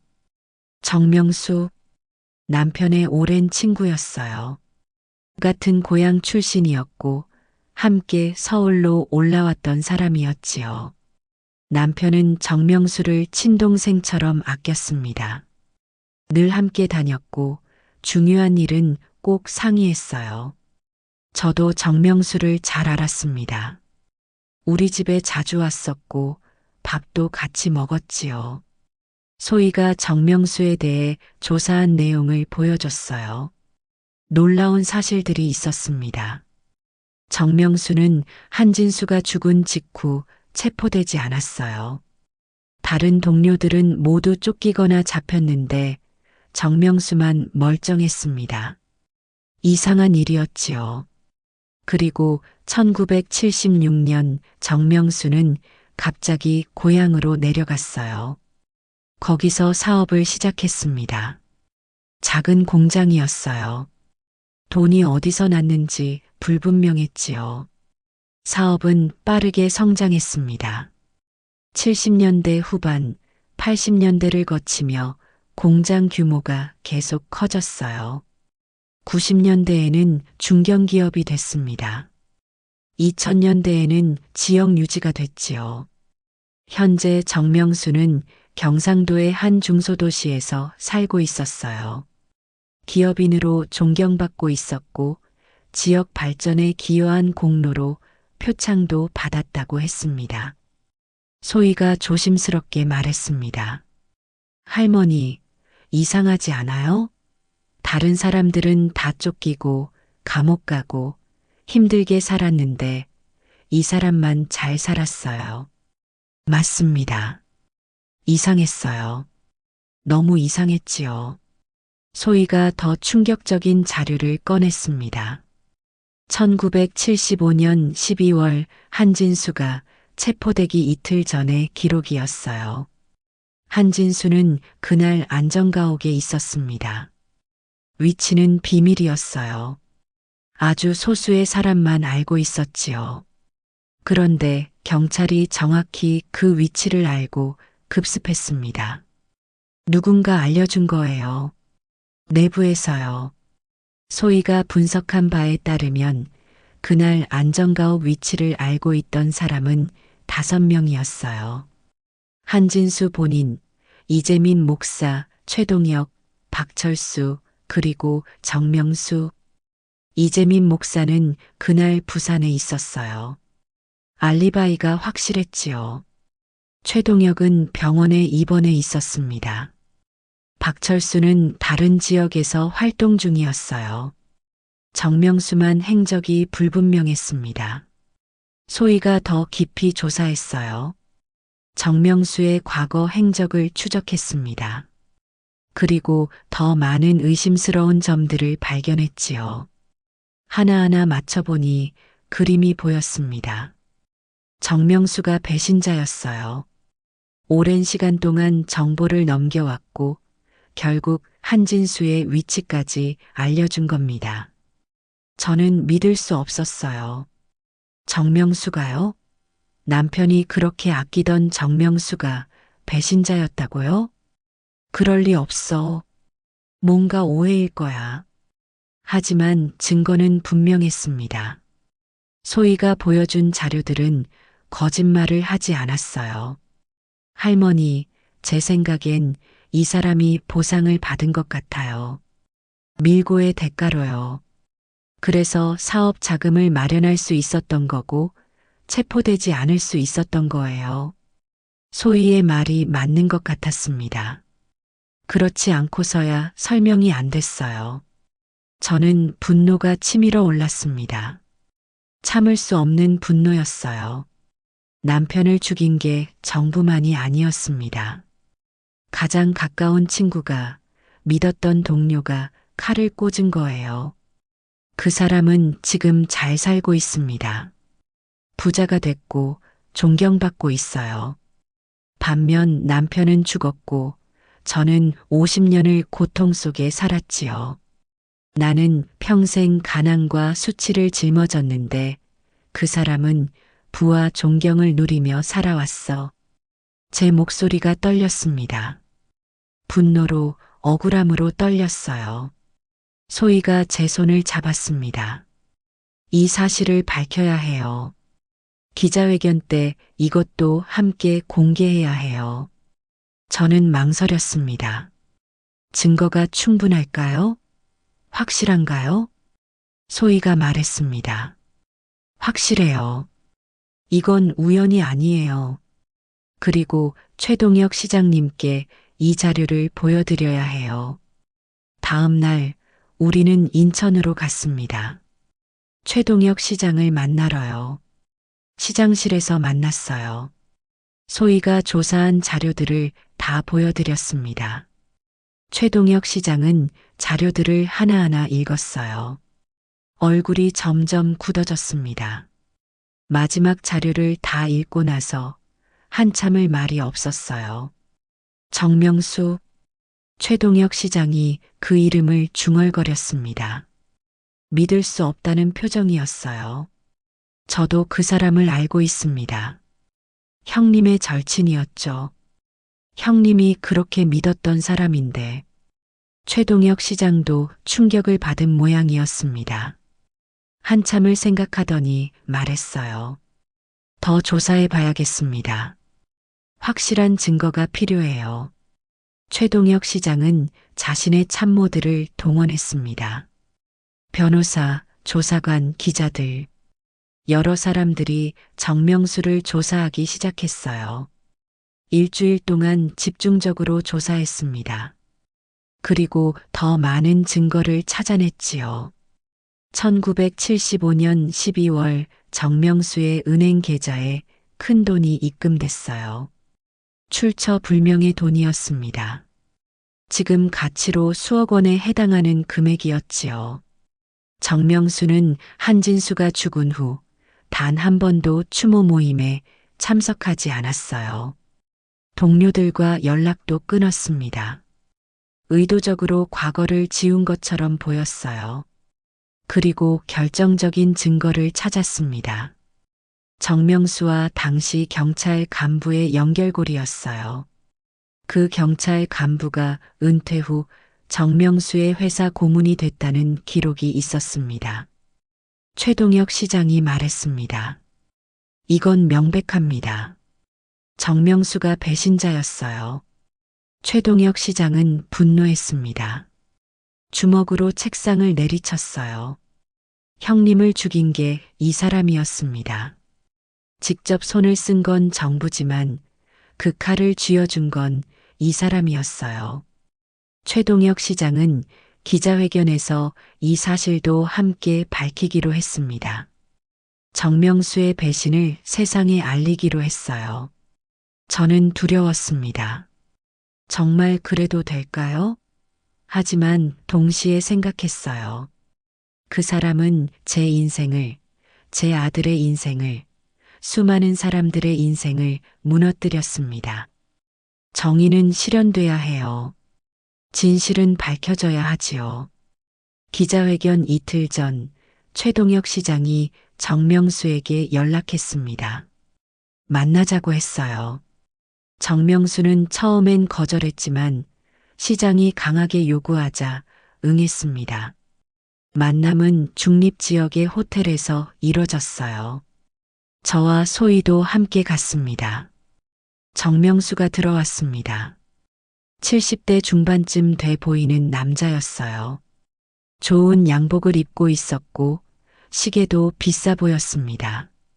여유 있는 사람의 모습이었지요. 정명수는 우리를 보더니 얼굴이 굳었어요. 특히 저를 보는 순간 눈빛이 흔들렸습니다. 정호 씨?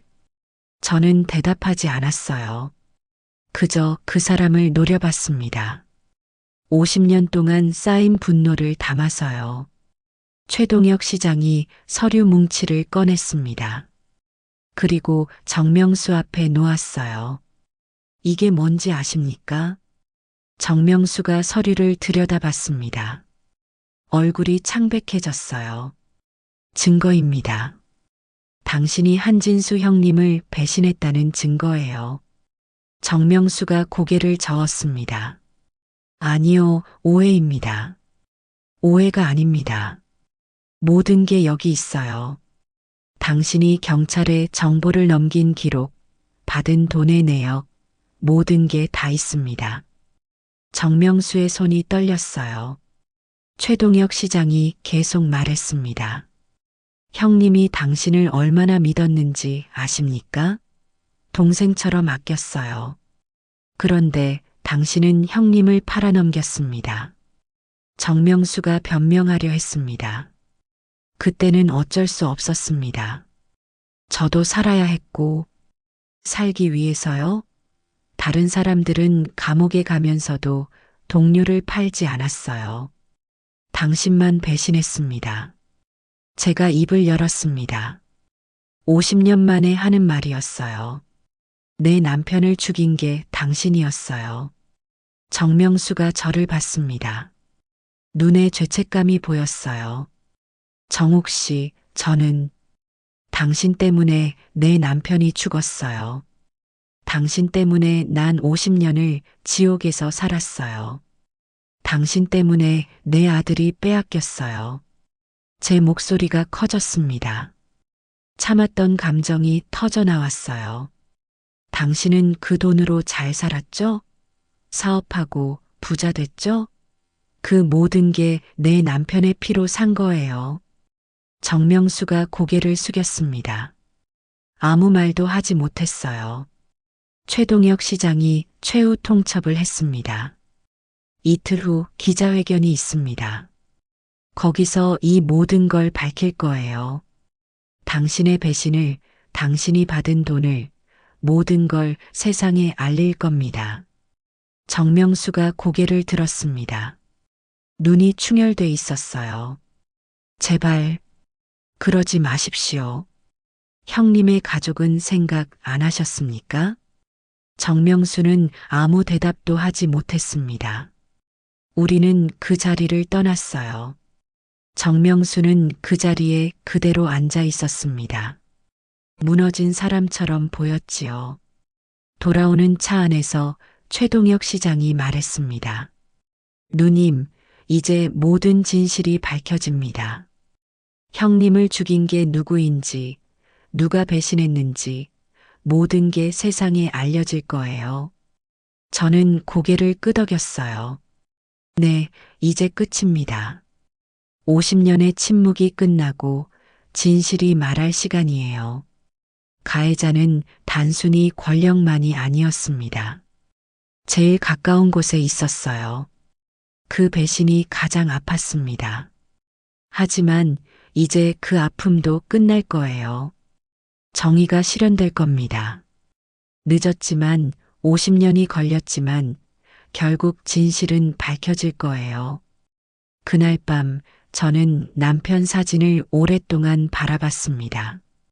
젊고 당당한 얼굴, 정의로웠던 사람, 배신당하고 죽은 사람. 여보, 이제 당신 억울함을 풀어드릴 거예요. 세상이 알게 될 거예요. 당신이 얼마나 훌륭한 사람이었는지, 누가 당신을 배신했는지. 조금만 기다리세요. 사진 속 남편이 웃고 있는 것 같았어요. 기자회견 당일 아침이었습니다. 저는 새벽부터 잠을 이루지 못하고 일어나 앉아 있었어요. 오늘입니다. 50년 동안 숨겨왔던 모든 것을 세상에 말하는 날이에요. 소희가 일찍 일어나 제 방으로 왔습니다. 손에 옷을 들고 있었어요. 어제 사온 새 옷이었습니다. 검은색 정장이었지요. 할머니, 이거 입으세요. 오늘은 특별한 날이잖아요. 소희가 저를 도와 옷을 입혔어요. 머리도 단정하게 빗겨졌습니다. 화장도 조금 해줬지요. 거울을 보니 낯선 제 모습이 보였어요. 50년 동안 이렇게 차려입은 적이 없었습니다. 할머니, 떨리세요? 소희가 물었어요.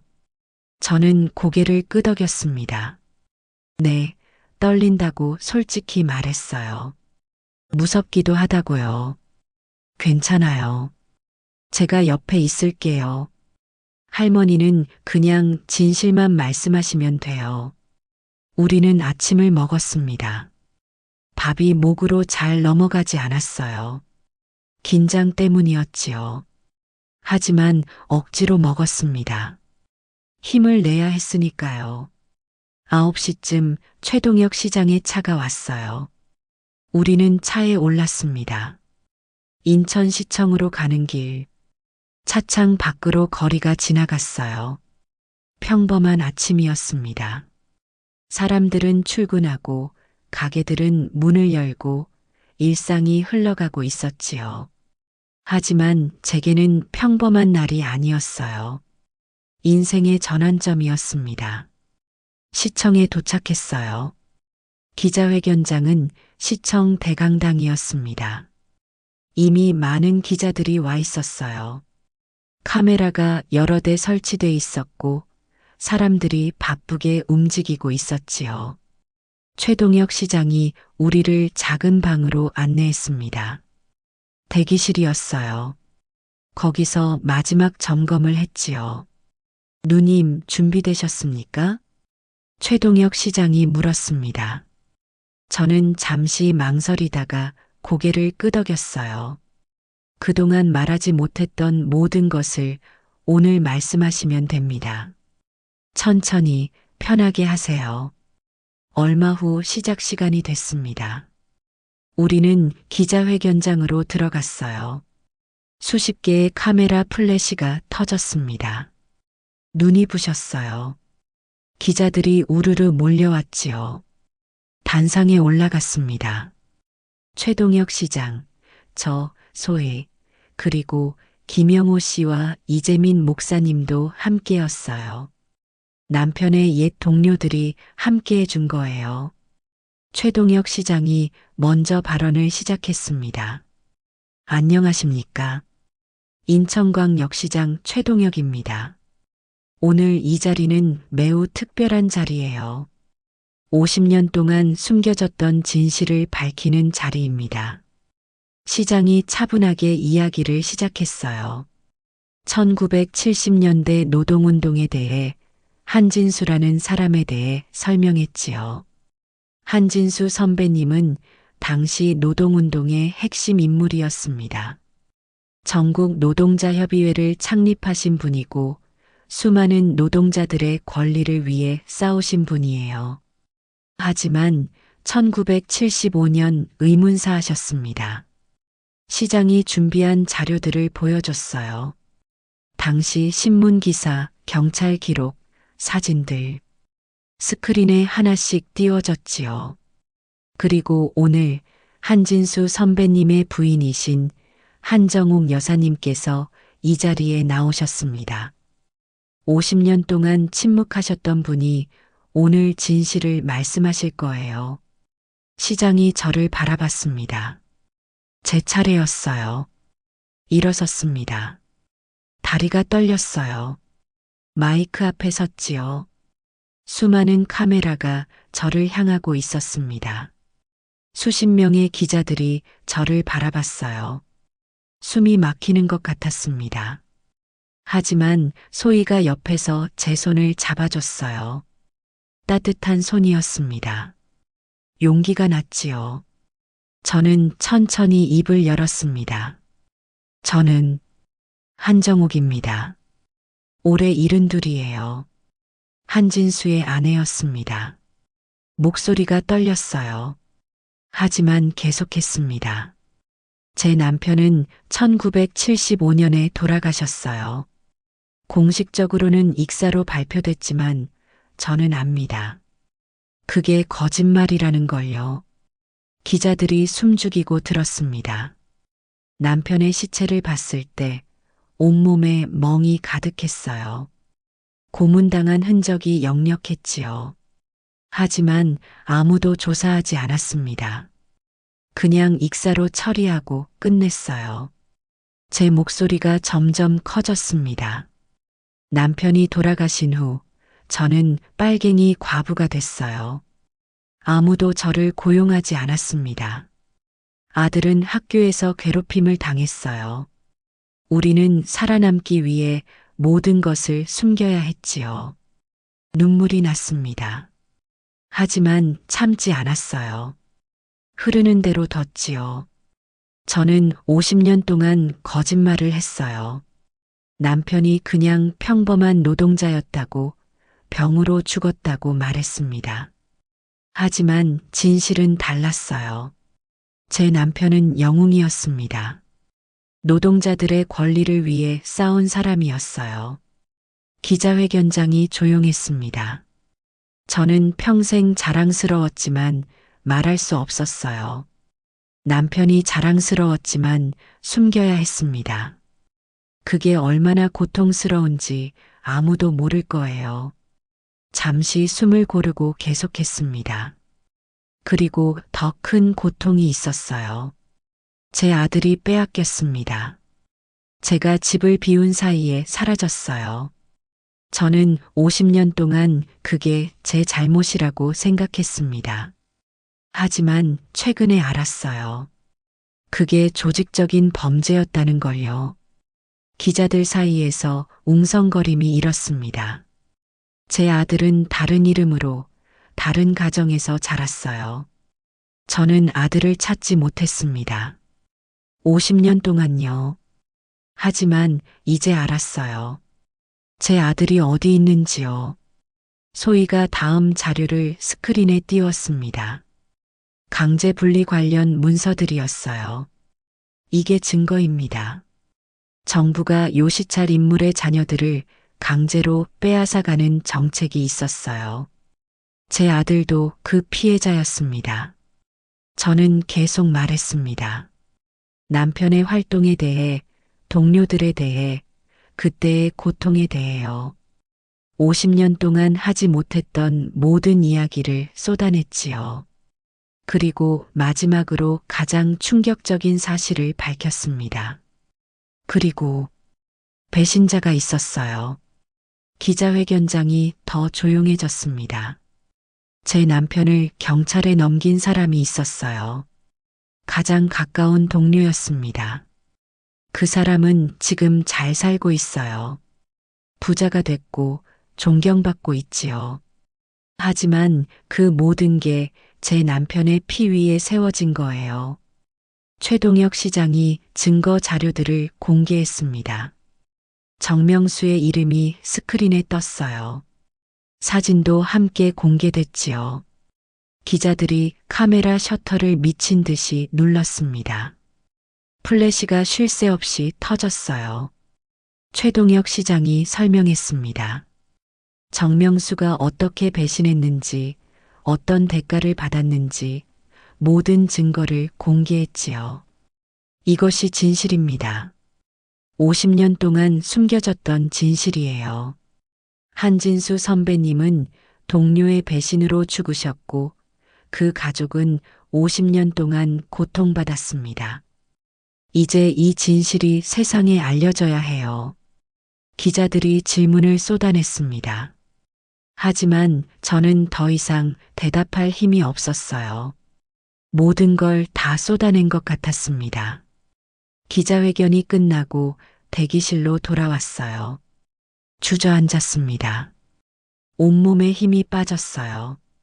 하지만 마음은 가벼웠습니다. 마침내 말했어요.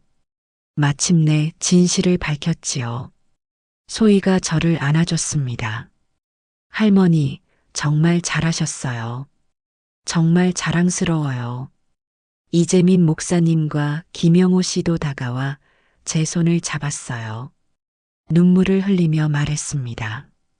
고생하셨다고, 이제 괜찮을 거라고요. 최동혁 시장이 말했습니다. 누님, 이제 형님의 명예가 회복될 거예요. 조금만 기다리세요. 그날 저녁 모든 뉴스가 이 이야기를 다뤘어요. 메인 뉴스였습니다. 제 얼굴이 텔레비전에 나왔어요. 남편의 사진도 나왔지요. 50년 만에 세상에 공개되는 순간이었습니다. 인터넷도 난리였어요. 소희가 보여줬습니다. 수많은 댓글이 달렸어요. 대부분 응원이었습니다. 할머니 고생하셨다고, 진실이 밝혀져서 다행이라고, 한진수 선생님을 기억하겠다고요. 며칠 후 더 큰 일이 벌어졌습니다. 국회에서 이 사건을 다루기 시작했어요. 진상조사위원회가 꾸려졌습니다. 과거사 진상규명 작업이 시작됐지요. 정명수는 모든 것을 잃었어요. 회사에서 물러났고 사회적으로 매장됐습니다. 경찰 조사도 시작됐어요. 뒤늦은 정의였지만 정의는 실현되고 있었습니다. 그리고 일주일 후 기적 같은 일이 벌어졌어요. 그날 오후 저는 집에서 쉬고 있었습니다. 초인종이 울렸어요. 소희가 문을 열러 나갔지요. 잠시 후 소희의 목소리가 들렸습니다. 할머니, 할머니, 빨리 나오세요. 무슨 일인가 싶어 황급히 나갔어요. 현관에 한 남자가 서 있었습니다. 50대 중반쯤 돼 보이는 남자였어요. 정장을 입고 있었고 안경을 쓰고 있었지요. 그 남자가 저를 봤습니다. 그리고 눈물을 흘리기 시작했어요. 어머니, 그 목소리, 그 얼굴, 순간 알아봤습니다. 제 아들이었어요. 50년 만에 보는 제 아들이었습니다. 진호야. 저도 눈물이 쏟아졌어요. 아들이 달려와 저를 안았습니다. 저도 아들을 꼭 안았어요. 50년 만에 포옹이었지요. 어머니, 죄송합니다. 몰랐어요. 아무것도 몰랐습니다. 아들이 울며 말했습니다. 기자회견을 보고 알았다고 해요. 자기가 한진수의 아들이라는 걸요. 강제로 빼앗겼다는 걸요. 입양 가정에서 자랐다고 합니다. 좋은 가정이었다고 해요. 잘 키워줬다고요. 하지만 늘 뭔가 빈 것 같았다고 합니다. 자기가 누구인지 알 수 없었다고요. 기자회견을 보고 모든 걸 알았다고 해요. 양부모님께 물어봤고 그분들도 사실대로 말해줬다고 합니다. 그래서 바로 찾아왔다고요. 어머니, 용서해 주세요. 제가 더 일찍 찾았어야 했는데 저는 고개를 저었어요. 내 잘못이 아니라고 우리 모두 피해자였다고 말했습니다. 소희가 아버지를 안았어요. 처음 보는 아버지였지만 눈물을 흘리며 안았습니다. 우리는 셋이서 한참을 울었어요. 50년 동안 흘리지 못했던 눈물을 한꺼번에 쏟았지요. 그날부터 아들이 자주 찾아왔습니다. 잃어버린 시간을 되찾으려는 듯 매일 전화했고 주말마다 방문했어요. 손녀 소희와 아버지는 금방 가까워졌지요. 아들은 제게 과거 이야기를 들려달라고 했어요. 아버지 한진수에 대해 알고 싶다고 했습니다. 저는 하나하나 이야기해 줬어요. 아버지가 얼마나 훌륭한 사람이었는지, 얼마나 용감했는지요. 제 아버지가 그런 분이셨군요. 아들이 눈물을 흘리며 말했습니다. 자랑스럽다고 이제라도 알게 돼서 다행이라고요. 한 달 후 정부에서 공식 사과가 나왔어요. 대통령이 직접 과거사에 대해 사과했습니다. 한진수를 비롯한 민주화 운동 희생자들에게 명예를 회복시켜 주겠다고 약속했지요. 한진수는 공식적으로 민주화 운동 유공자로 인정받았어요. 국가에서 훈장을 추서했습니다. 기념비도 세워질 예정이었어요. 그리고 가장 의미 있는 일이 벌어졌습니다. 역사책에 한진수의 이름이 실리게 됐어요. 1970년대 민주화 운동을 설명하는 부분에 한진수라는 이름이 들어갔지요. 더 이상 잊혀진 이름이 아니었어요. 역사에 기록된 이름이 됐습니다. 몇 달 후 추모식이 열렸어요. 큰 추모식이었습니다. 수백 명이 참석했어요. 정부 인사들도 왔고 시민들도 많이 왔지요. 저는 단상에 올라가 남편의 사진 앞에 섰습니다. 젊고 당당한 얼굴, 50년 전 그 모습 그대로였어요. 여보, 이제 됐어요. 당신 억울함이 풀렸어요. 세상이 당신을 기억할 거예요. 주변 사람들이 박수를 쳤습니다. 따뜻한 박수였어요. 위로의 박수였지요. 소희가 제 옆에 서서 말했습니다. 할머니, 이제 더 이상 부끄러워하지 마세요. 할머니는 영웅의 아내예요. 자랑스러운 사람이에요. 저는 고개를 끄덕였어요. 네, 이제 알아요. 이제 부끄럽지 않아요. 이제 당당해요. 그날 밤 집에 돌아와 거울을 봤습니다. 72의 할머니가 거기 있었어요.